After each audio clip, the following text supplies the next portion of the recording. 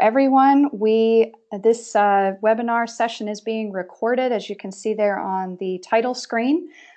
So we will go ahead and I'll turn things over to Rob to get us started. Thanks, Lisa, and good afternoon, or depending on where you are in the country, good morning. This is Rob Love with Love & Company, and we'd like to thank you very much for joining us today for the first of 3 webinars we'll be doing over the next couple of weeks. In a way, you can kind of think of this as a little bit of a greatest hits replay. We got a number of compliments on these 3 sessions, which we gave at a number of conferences this spring, and requests to hear it again or had to have other people and organizations be able to hear it. So we decided to put it together in a series of these 3 webinars. Today, we're going to focus on marketing's impact on long-term planning. We'll talk a little bit more about what we mean by that in just a minute. And in the coming weeks, we'll have another session that focuses more on assisted living marketing. Today's will focus more on the independent side of things. And then there will be one in a few more weeks focused pretty closely on sales. So we'll have a little more information on that for you at the end. Again, my name is Rob Love. I am the president of Love & Company. And Lisa, yeah, okay, there we go. Let me back up one. Thanks. And with me today is Lisa Puri. Lisa, if you walk through a little bit of instructions for them, please. Sure, absolutely. This is Lisa Puri. I'm one of the principals and executive vice president of Love & Company. If you are looking at your GoToWebinar control panel, you'll see that I am actually coming up as Jen Edelman, which is one of our team members and the login that I'm using, so don't be confused about that. But as Rob said, just a couple of housekeeping items. For those of you who may not have participated in a webinar before or not one with GoToWebinar, you can see on the screen here just an example of where you can submit questions. And when you click, put in your question and click on the send, and then it'll pop up in the questions box and we'll be able to see it. You can go ahead and submit questions throughout the webinar in the questions box, but what we're going to do for sake of time is go ahead and address questions at the end. But anytime you see something coming up on the screen that you have a question about, go ahead and please note it there. And then at the end, we'll try to get as many of the questions as we can. Okay, so Rob, back to you. All right, thank you. What we're going to be talking about today is how the information that organizations and communities need to develop and manage an effective marketing plan really dovetails in with what that same community or organization needs to look at to really think about developing a strategic long-term plan. As we do this, we're going to be sharing a lot of numbers with you. But what we're really going to focus on is not the numbers themselves, but it's really about stories. What stories are in those numbers? And how can you look at some of your numbers and metrics and understand what that might really be telling you about your marketing, about your market, about your community, and things you might need to do to prepare for the future. So as we walk through this, we're going to touch on various facets of what normally is considered a marketing plan, such as target market, product, pricing, etc., and look at those from both an immediate and a long-term perspective. In the end, we'll wrap it together with a case study and the key points we'd like you to take away from the session, and then, as Lisa said, we'll open it up for questions. Before we jump in, though, this presentation and discussion is very much about preparing for the future. And that, for many communities, really means repositioning. So we have a couple of polls that Lisa will run for us as we go through this. And absolutely. Before we actually get started on the content, Lisa, why don't you take us through the first one? Sure. And just a couple of items before I go ahead and launch that poll. If you are seeing your control panel expanded, there should be a little orange arrow in the top left that you can click on. It'll kind of close that out if you want to be able to see the actual presentation window in a full screen on your desktop or your laptop, whatever you may be using.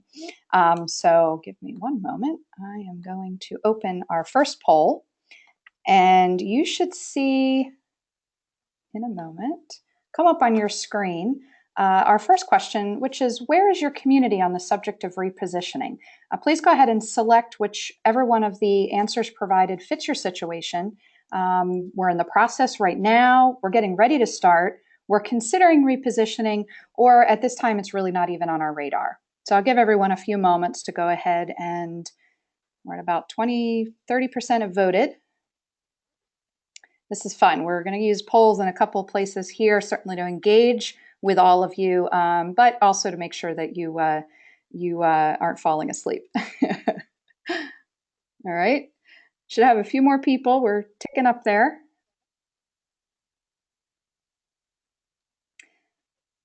All right, we're at about 70%. Let's get to maybe 75 or 80, and then I'll go ahead and close it because we don't want to take too long.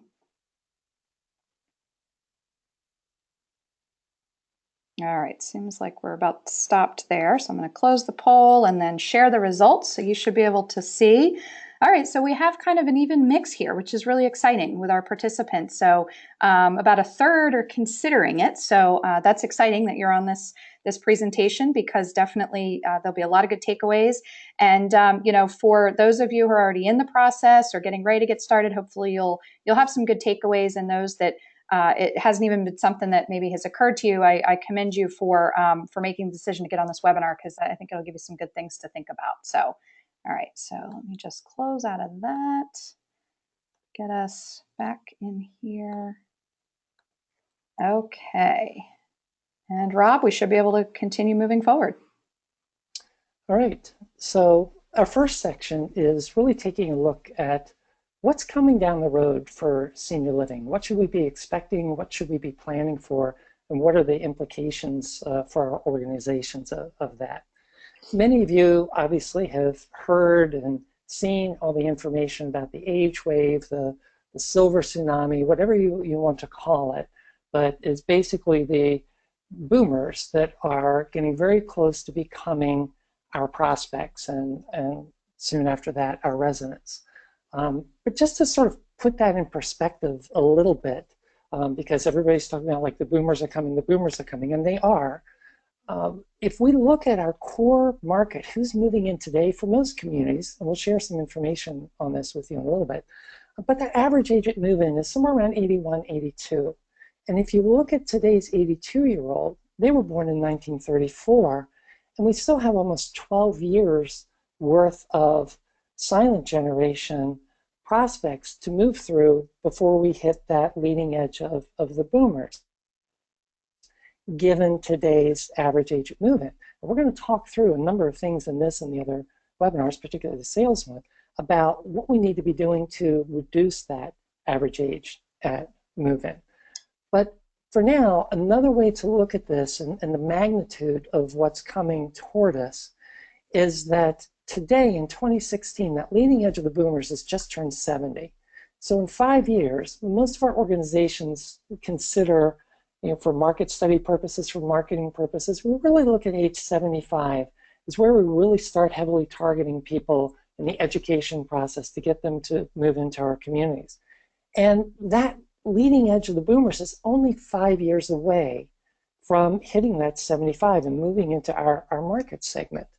Now, okay, well, you might be sitting there saying 5 years. Well, when we do this presentation live, we ask the question, how many of you recently went through a repositioning, a major project where and we asked what the time frame was. From the time you and your board started saying, okay, we need to do this, to maybe engaging an architect, going through strategic planning, developing a master plan, identifying what needs to be done, building new buildings, pre-selling new buildings, and eventually opening. And most people say, well, it's at least 5 years. Sometimes they say 7 or 8. The point of that is, if you're not really preparing for this leading edge of the boomers today, we're behind because it's only 5 years away. So we'll talk about some things we need to be doing and why as we go forward here. As we look at this growth of the market, it's important to understand, and don't just think, well, this is growing everywhere, so I'm sure my market is about to explode too. As you see from the chart in front of you, while the US as a whole grew by about 10% over this time period from 2000 to 2010, the growth rate in various parts of the country is very different. The Northeast and the Midwest have been very low growth rates, whereas the South and the West are where a majority of the growth has been seen. So the first point is to really look at what's happening and what's expected to happen in your market area, because there are pockets of the country all over that have very different expectations for what will happen. And this leads us to our second poll. Thank you, Rob. Yes, so our second poll, again, we're curious about where is your community located? So I know we have registrants from all across the country. So if you can go ahead and let us know where you are calling in from. Looks like everybody's getting a little bit more comfortable with the poll because we see our numbers ticking up pretty fast.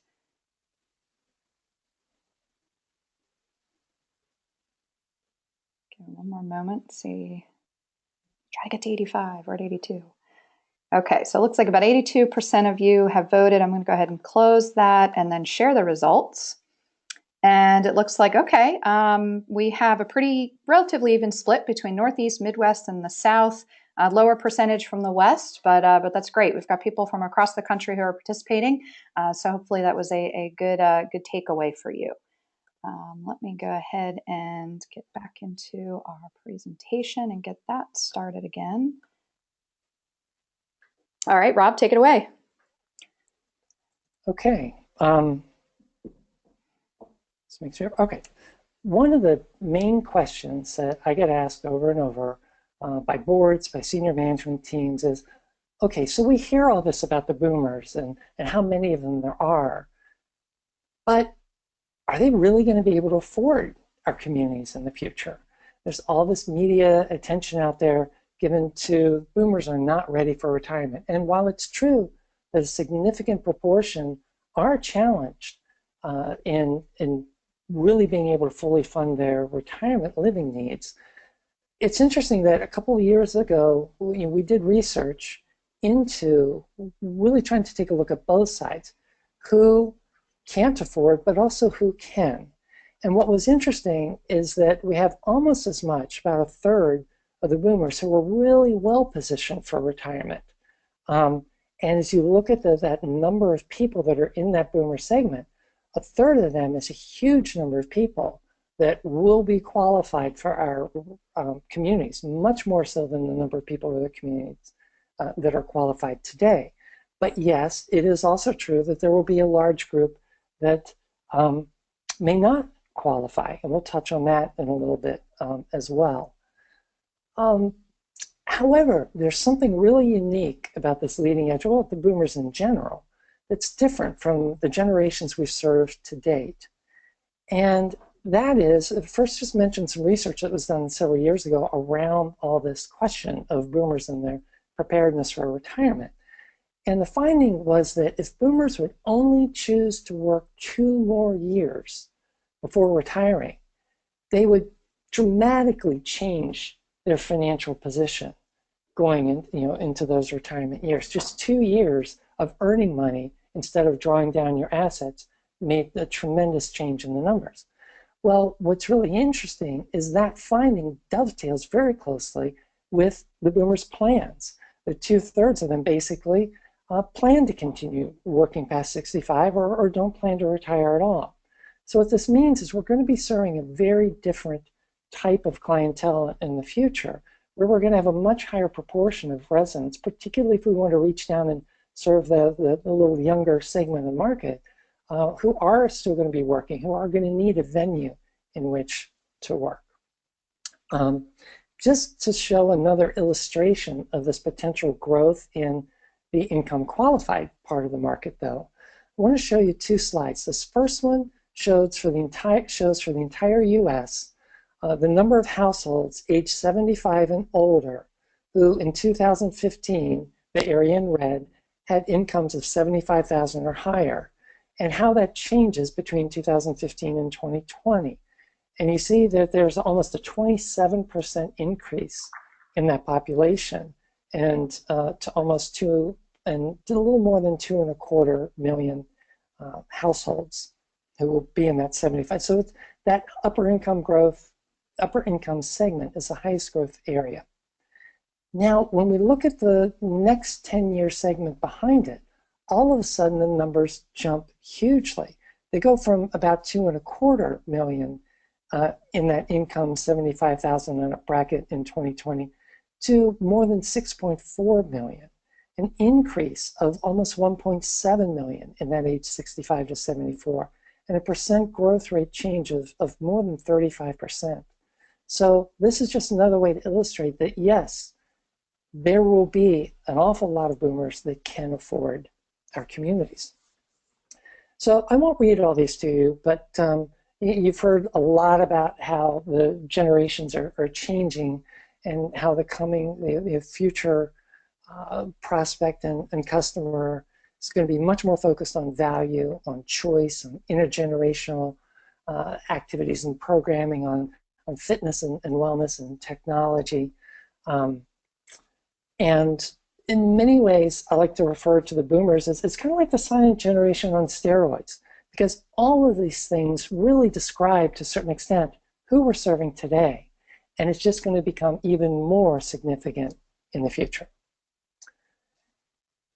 Now, as we see this huge population that's coming into our market segment, the area that we've typically served, we are not the only ones seeing this, not by any stretch of the imagination. And whereas maybe 20 years ago, our continuing care retirement communities, as they were known at the time, it was basically, you came into independent living, assisted living, and skilled nursing, and that was it. Today, we've seen a huge growth in niche markets being taken on by a number of different providers, either for-profit or not-for-profit, so that each of these market segments on the bottom now has enough density to it, enough potential in that market segment that people are going after each and every one of those. And that's totally changing the competitive environment in which we have to operate. And in many cases, you really see this on the for-profit side. It's really the entrance fee communities, the box on your upper left, that most of our organizations really continue to dominate. There aren't that many, relatively speaking, for-profit providers in the entrance fee space. However, they're going after almost every other segment of the market very aggressively, and you see several examples there. I think this is one of the scariest charts for us as a field if you haven't seen this before. It tracks investment and construction in the senior living field. If we look at the last 5 years from 2011 on, you see tremendous growth in construction on the for-profit side, and the not-for-profit side basically staying flat. So once again, we feel that we as the not-for-profit field is kind of steadily falling behind the market, behind the for-profits. So we got a lot of catching up to do. What that may mean is that in the future, our communities may look very different from what they are today. Of course, it would still have market rate independent living, but we may need, as we look at those market trends we talked about earlier, to be offering more moderate independent living and even affordable housing, in addition to all the higher levels of care. So we're really seeing a significant evolution in our model. So really, to wrap up this first segment before handing over to Lisa, the big picture conclusions are there is a tremendous pipeline of people who are nearing that traditional age of move-in to one of our communities. They'll have significantly different expectations than the people we've served in the past, and they'll have different needs. And we're kind of already behind in preparing to meet that change. So that is sort of setting the stage. Lisa will start walking us through some of the marketing segments. Thank you, Rob. And the implications they have. Absolutely. So as we led off with in talking about the agenda, your marketing planning process should provide you with invaluable information to help you prepare for your long-term planning. And the first step is to understand exactly who is moving to your community, who your target audience is that you are serving. One of the first things that we do when evaluating a community's market position is to do a detailed analysis of its residence base, as this tells us a lot about the community. So we're going to look at two examples here. This first community is an approximately 30-year-old community in a small southern city, and you can see that the average age of move-in is quite high at almost 85. You can see in the red box there, and the prospects represent a more moderate target market. Now, when we then look at our second sample community, this is a community that's in an urban market area in Pennsylvania. And you can note how the average age at move-in is nearly 6 years younger than the first community, and that the resident demographics illustrate a market that's almost twice the wealth profile of the first community. Now, this tells us a lot about the expectations and needs of each of the two communities' markets, which can have a significant impact on each of the community's strategic planning decisions.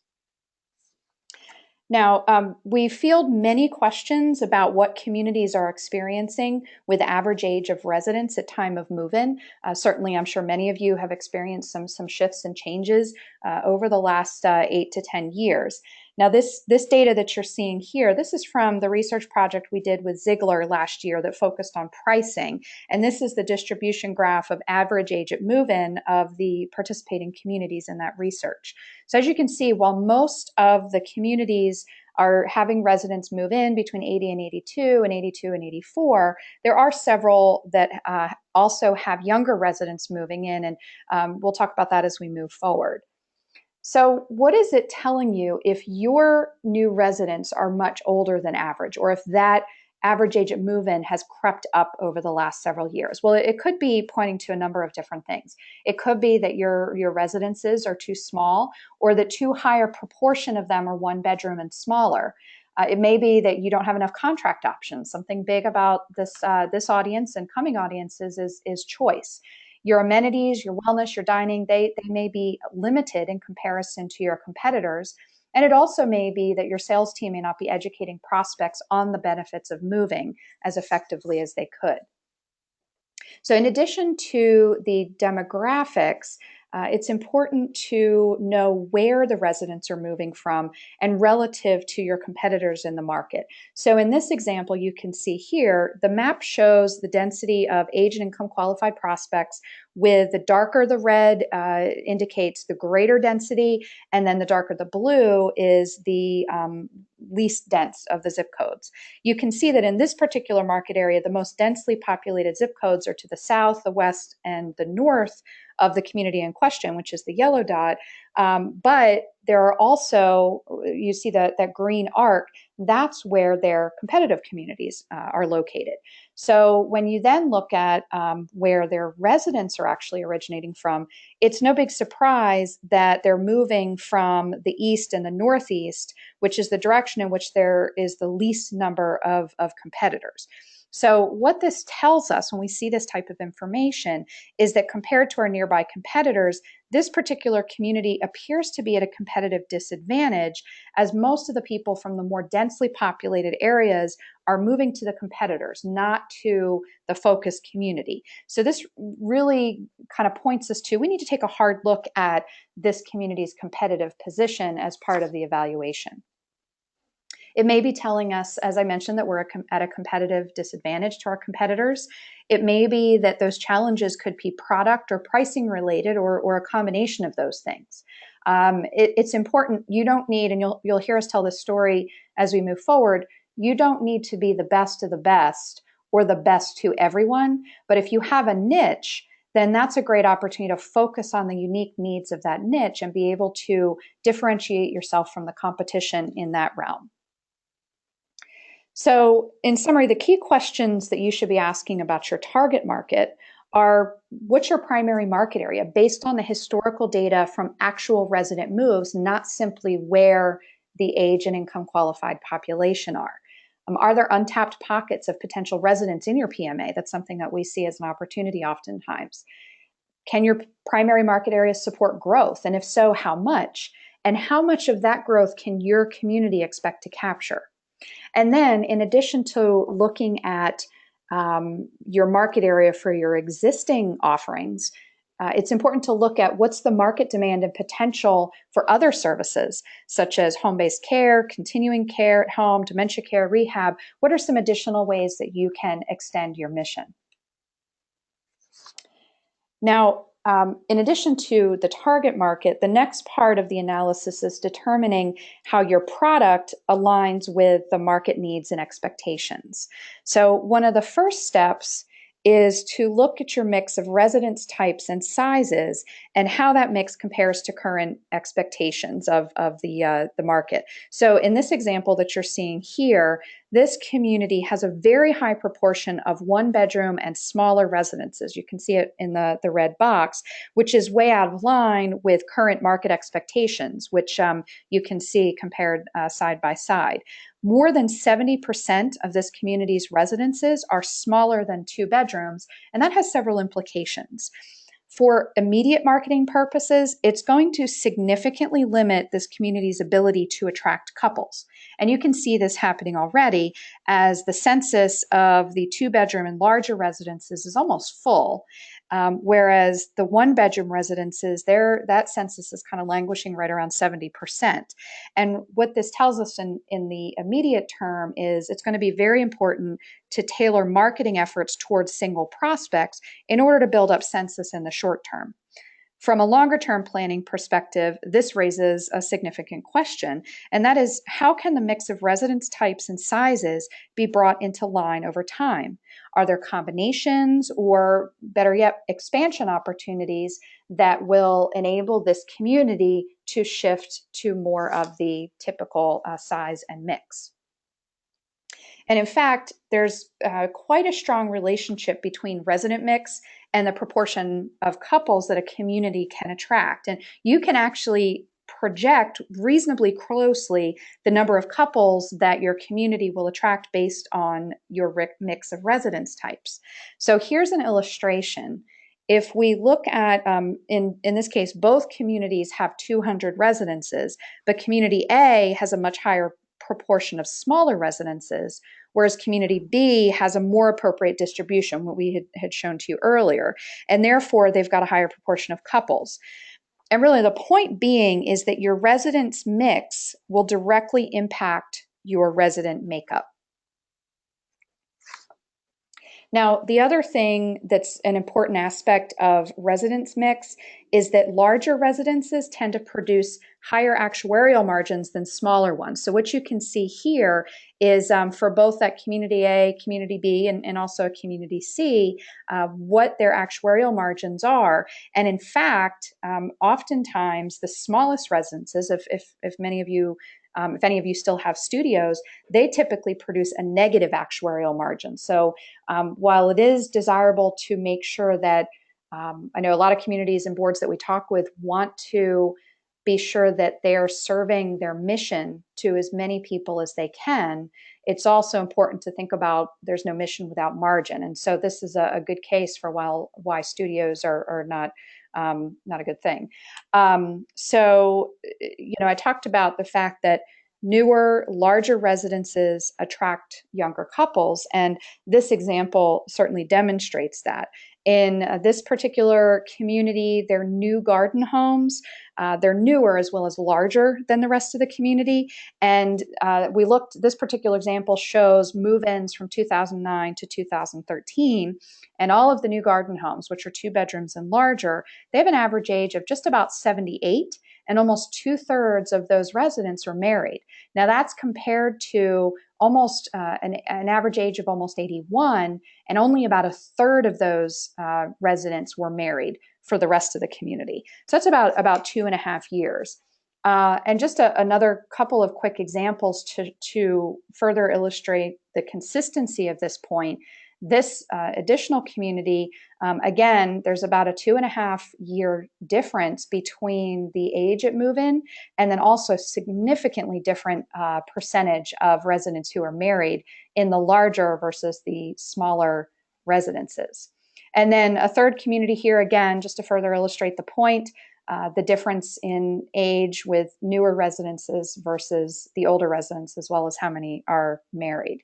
So, we typically see, and many of you I know probably are perhaps nodding your heads, that larger residences, 2-bedroom and larger, typically attract a prospect that's 2 to 3 years younger than older, smaller residences. And from the examples that we just saw, it obviously supports that point at about 2.5 years younger. So then the question becomes, well, what's the 2.5 years? What does that mean? So for older residents, it means a shorter stay with higher turnover. So when you use actuarial data to project the length of stay for the two ages, it's a 5% higher turnover for the older residents. And if you have a community with 200, say, apartment homes or 200 residences, that 5% is 10 additional sales. And that's a lot to not have to make up. So lower turnover, that will result in higher census, greater revenue, and lower marketing costs. Now, the other thing is that resident size isn't the only thing. There's design implications, and if we were live, as Rob talked about earlier, we'd ask the audience, we'd say, what's the most frequent objection that you hear, and we're almost exclusively told that prospects say, well, I'm not ready yet, and what they really mean is, I'm not ready for this. And so when we're talking about long-term planning and how to change your community to appeal to today as well as the future prospects, we wanted to share with you from a comparison standpoint, it's very much a visual and aesthetic question. And you need to ask yourself, is your community offering what today's prospects are looking for and what they're expecting? So just to kind of go through some examples here, this is what prospects are coming from and what they're looking to move to, so that they're not feeling that they have to give up something in making the move to your community. It's not just the residences as well, it's also the appearance of your buildings and your amenity spaces. In some research by the ProMature group a few years ago, appearance of the buildings ranked right up near the top as one of the most important attributes in making a decision.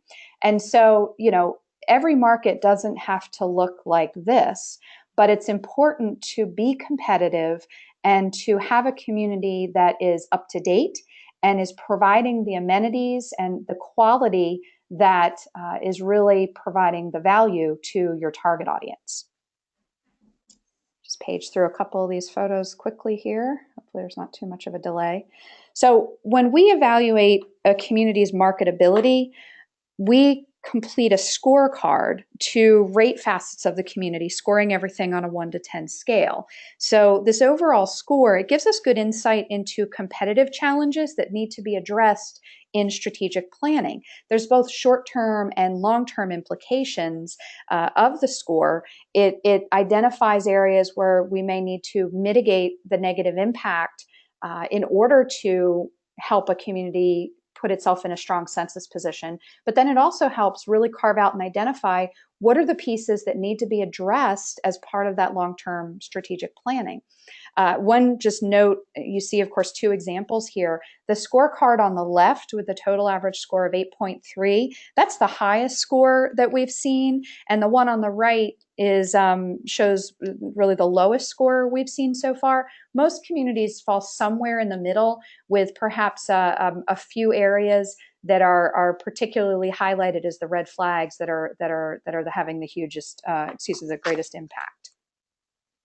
But I mentioned value and that relationship between product and price. So with that, I'm actually going to turn things back over to Rob. Thank you. So of course, another marketing strategy that we need to look closely at is, what's our pricing strategy and how does that fit in with the market? But as Lisa really just said, it's about more than just price alone. It's about value. And value is, what do you get for what you pay?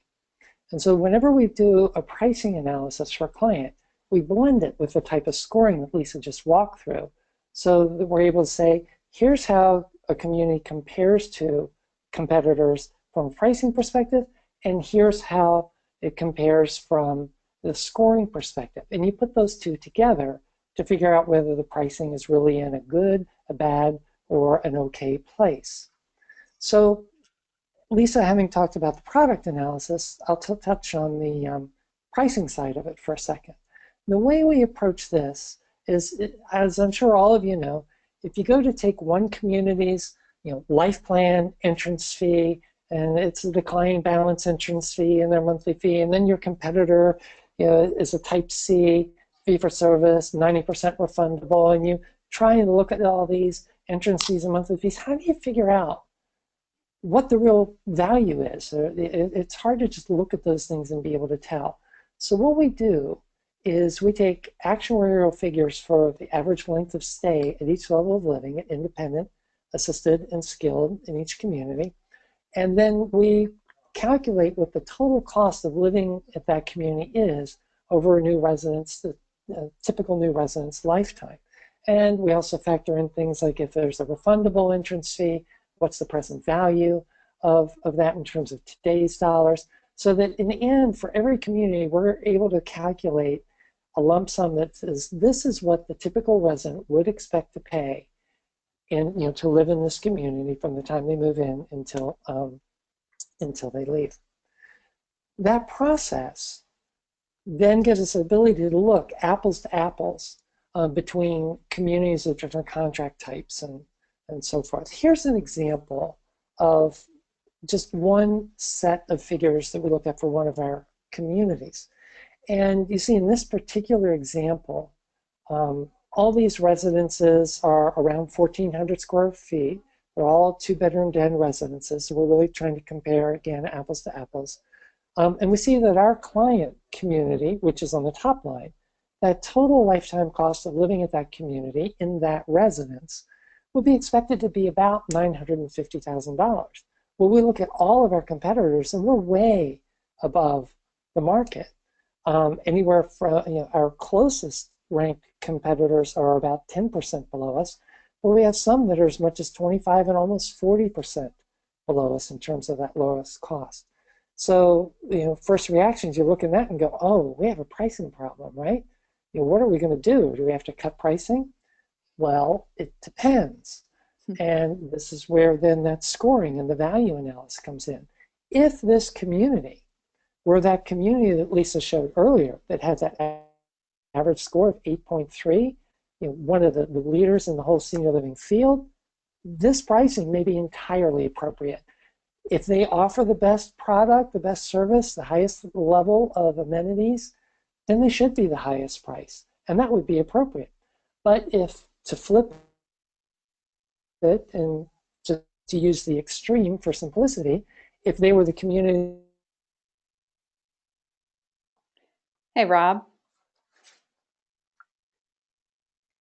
Hold on, everybody. It seems like 3.4, and we looked at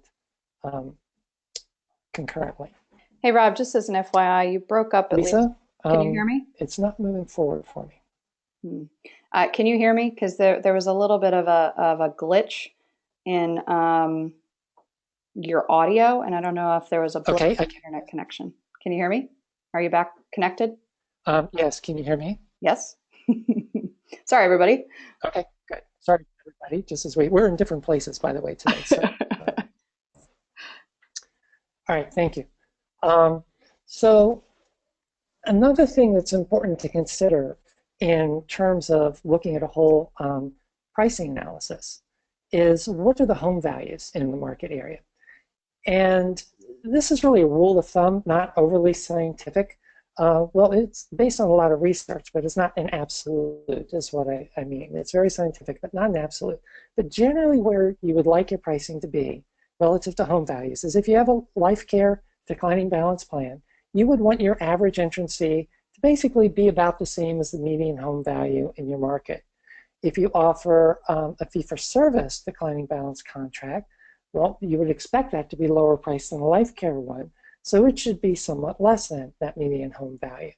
And if you offer a high refund fee-for-service plan, as many communities do, like a 90% refundable, then the ideal target for that is to be no more than about 20% higher than the median home value in the market. And the idea there is that, many of our prospects do tend to be among the more affluent people in our markets, but still, they don't like to have to liquidate assets to pay the entrance fee.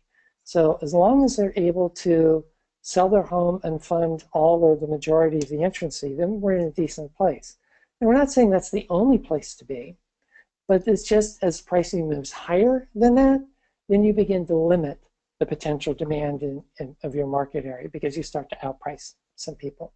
So the end value of the whole pricing and product analysis is to really look not just your pricing position, but your value position in the market as a whole, and then determine what the right niche is for you as you plan for the future. Do you should you be the highest priced community in the market? And do you have the amenities and services to back that up? Or is your right niche to be a more moderate provider? So our key point here is you don't have to be the best in the market, but you do need to have alignment between the price and the product. Lisa, back to you. All right, thanks. So I'm going to be talking about, up to this point, we've looked at a review of your market as well as your community relative to the rest of the market.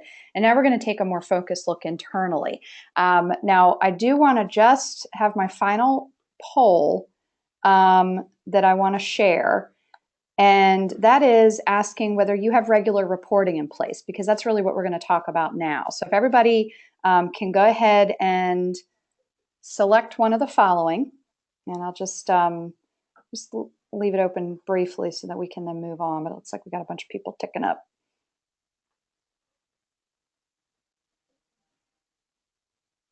And maybe, Lisa, it might help just to explain briefly. Sure. What we mean by say full marketing and sales reporting. Every week, you're reporting to senior management on leads, on sales, and conversion ratios. We track a few key metrics. Might mean, okay, we report monthly and things like leads and sales, but we're not really measuring conversion ratios. And we're flying blind is really meant to be a little more humorous. We don't literally mean for that to be pejorative to anyone. But there are a number of communities that don't really have any kind of really regular reporting that delves into more than just sales and census.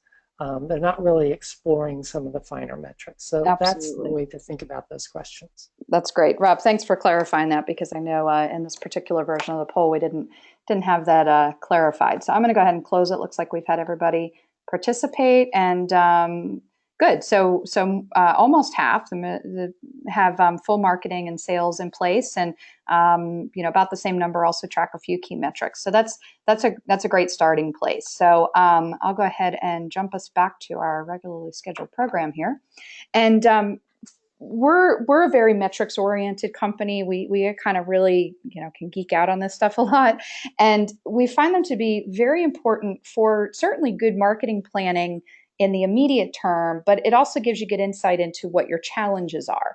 And it really, Rob mentioned this before about the data should tell you a story. It should tell you a story that helps shape your strategic planning. So when we, when you look at some of the data that you might track, some of the things to watch are obvious, but what they're telling you may not always be so obvious. So, this particular example shows a 3-year trend of declining census quarter by quarter. And, then it kind of brings up, which should this trend be telling you? Well, a decline in census may be pointing to a number of factors. For example, have your competitors stayed full while your community census has declined? Have they expanded or repositioned, or has some other competition entered the market that has really changed the playing field? So that may be something that is pointing to a declining competitiveness in your product or your pricing, or both. Are your residents aging and turning over at a greater rate than your sales can replace? Have your age of your residents increased and, therefore, has created greater turnover?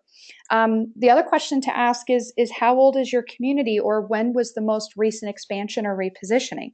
And Rob talked about this early on, that about 5 to 7 years, your initial group of residents or people who moved into an expansion, they're going to start all of a sudden to hit the point where they're aging out in a wave.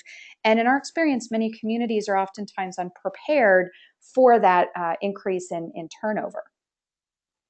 The other thing is to look at your lead generation. Is your lead generation staying consistent or is it dropping?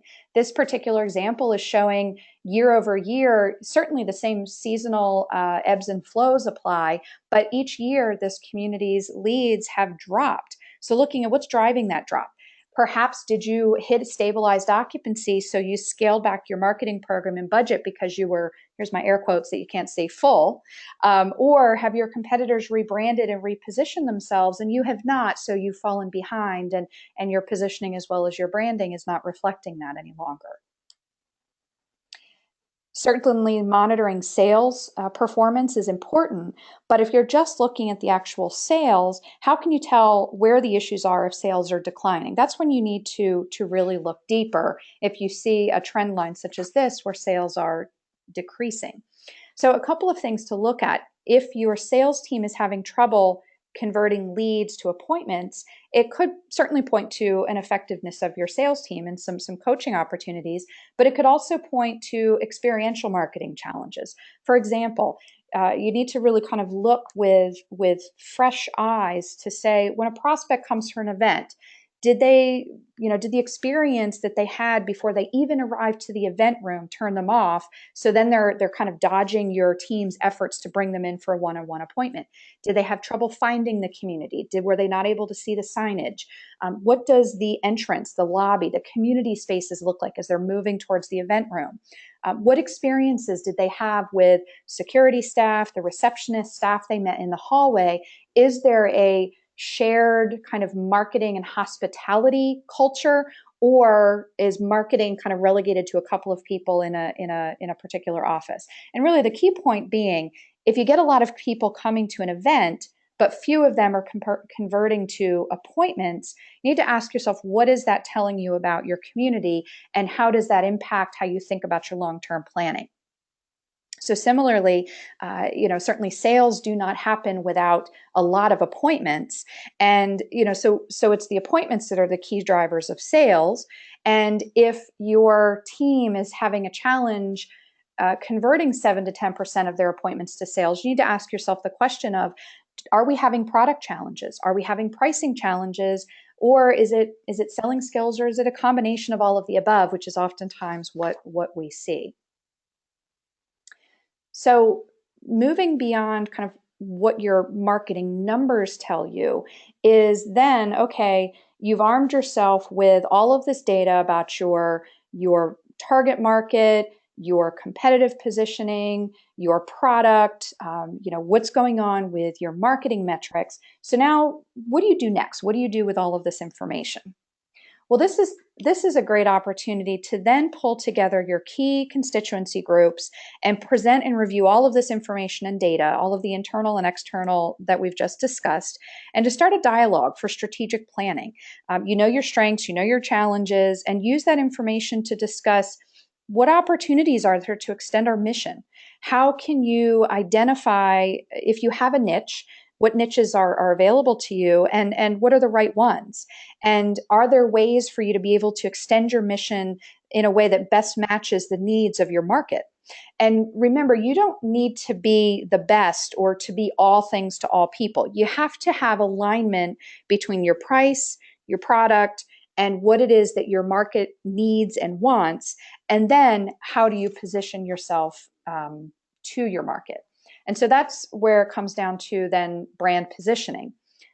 You need to be able to look at who and what you are today, but also how that relates to your long-term vision.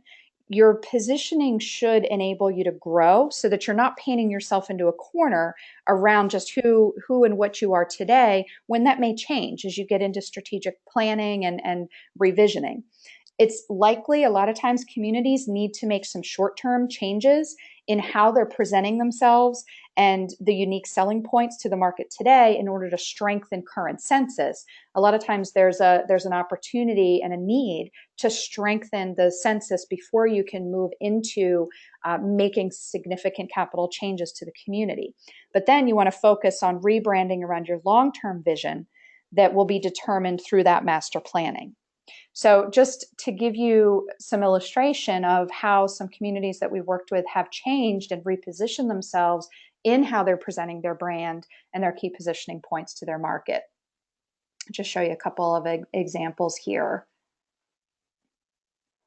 not just with the brochures, but also with the web as well, really being able to bring in unique looks, unique key positioning points, and really honing in on that brand position that's going to effectively position them for strength in the market. So with that, I'll actually turn it back over to Rob to share with us a case study. Let's take a quick look at an example community here in Baltimore, and then we'll wrap things up and go into Q&A. But this is an organization we've been working with for about 3 to 4 years. And just to give you a little bit of background, it's an older community, 35 years old. Beautiful setting, rural, a little bit northwest of Baltimore, 94 acres, has a great reputation for healthcare. Community's always been in a strong financial position, but despite all these pluses, a few years back, census had dropped into the mid 80% range. And the question was why, and what do they need to do? So we came in and started looking at the types of things we've been talking about here. And first, the target market analysis that Lisa walked us through, some key findings were, you'll see the client community in this case was pretty much at the center of the circle. It was a highly competitive market, but at the same time, there was high potential demand. It was a strong market area in terms of population density. The challenge, though, was that density was centered more around where the competitors were than where our client community was. So our client community needed to be a strong enough draw to bring people up there. So when we look at the product analysis, not really that much of a surprise when you consider a 35-year-old community. It had not done a lot of reinvesting in itself over the years and reinventing. So it still had a very high proportion of small residences, almost 70%, I believe, are one-bedroom den. Virtually no two-bedroom dens. And the residences are really dated internally. Healthcare, very institutional setting and layout. And overall fitness and wellness programming was just, it was not what people were looking for today. Let's say it that way. So overall, the product was below average. When we looked at the pricing side, however, we saw something very different. They were actually rather significantly the highest cost community in the market. They only had one contract offering, but the good news was, even though they were overall highest cost, the market area home values were strong, and if they were to offer larger residences, the home values were there to be able to support that. But overall, again, you put the pricing together with the product analysis, and the value equation was not looking good. So what do? We have a community in the mid-80s percentage-wise census with immediate challenges, but also some long-term things to address. So this really brings together how everything we've been talking about here integrates what you need to look at to drive both short-term marketing and long-term strategic planning. So on the short-term side, we recommended and they hired a VP of marketing and sales, brought in a new person, who there's actually a chance she might be on the call here today. And I will say, while we haven't specifically identified the community and won't, this person has done about the most impressive job I've ever seen of somebody coming into a census challenge community, an older dated product, and really turning things around from an everyday discipline sales and marketing process. So that made a huge difference. We've worked on revising contract options, lowering some of the costs of that, adding a Type C, doing some adjustments to pricing to get more money from more advantageously positioned residences and offering more discounts from more distant ones. We had an architect come in, as you see in the photo on the left, really open up and redesign some of those challenged older residences and really made them look a lot better. And overall, census is now, and I think I'm actually being conservative here at 96+%. There was a time a couple of months ago that I saw that they had actually reached 100% occupied and reserved.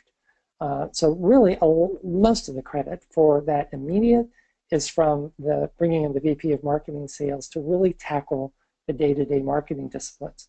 But at the same time, we worked with them to really launch the master plan and bring in the architects and go into what does the community need to do to reinvent itself for the future. And over the last year and a half, they've put together plans that will involve renovating healthcare into neighborhoods, total renovation and some degree rebuilding of the whole healthcare side of things. There will be an expansion and renovation of assisted living, be the addition and enhancement of fitness and wellness spaces, overall amenity spaces improved. And actually the good news, if you remember, the community was in a very strong financial position to start with. Many of you may look at this level of things, I mean, a lot of new fitness and wellness and totally renovating healthcare, which doesn't generate new revenue. And you may think, oh, they may have had to add 100 or more residences to be able to afford, generate the cash flow to be able to pay for that. We were able to do it with only 52 or so, so it had the advantage of being in a good place to begin with. So that whole master planning is moving forward. So key takeaways before we go to Q&A are really, again, our key theme here is that what you need to look at and think about from a day-to-day marketing and a long-term strategic planning perspective are really the same things. And that in the short term, you use that information to drive what you need to do with your marketing budget, staffing levels, how you need to augment or enhance your current residences. Do you need to make adjustments to pricing your contracts to stay competitive in the short run? What kind of quick aesthetic upgrades are you able to do? And are there any service modifications? What do you really need to do to reposition today and be able to compete more effectively, while at the same time using that same information to drive the long-term planning process, such as master planning, really looking long-term at staffing levels, maybe adding or significantly reworking residential buildings. There are a number of older communities that, quite frankly, have buildings that probably should be taken down and replaced by something new, and that's just a huge challenge in and of itself. But pricing, amenities, services, all the same types of things, but looked at from a longer term perspective.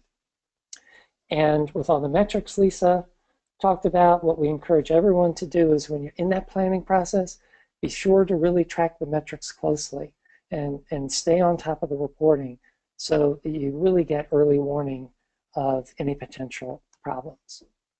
So with that, we'll wrap up. I know we're right at 2 o'clock, or just about 1 minute left, and some of you may need to duck off pretty quickly. So I'd like to say thank you before we go into the Q&A. We lose anybody. Thank you for joining us here today. If you like this and you'd like to join us for the other ones, or think somebody else in your organization might be good to join one of the other ones, we have assisted living coming up this Friday, and on the 27th, lowering the age of entry through sales. So just want to make sure you're aware of those. With that, Lisa, I'll pass the baton back to you, and we'll look at what questions we may have. Great, great. Well, I'll go ahead and leave up the screen, and in case anybody's writing down the URL for registration. But going in here and looking at some questions.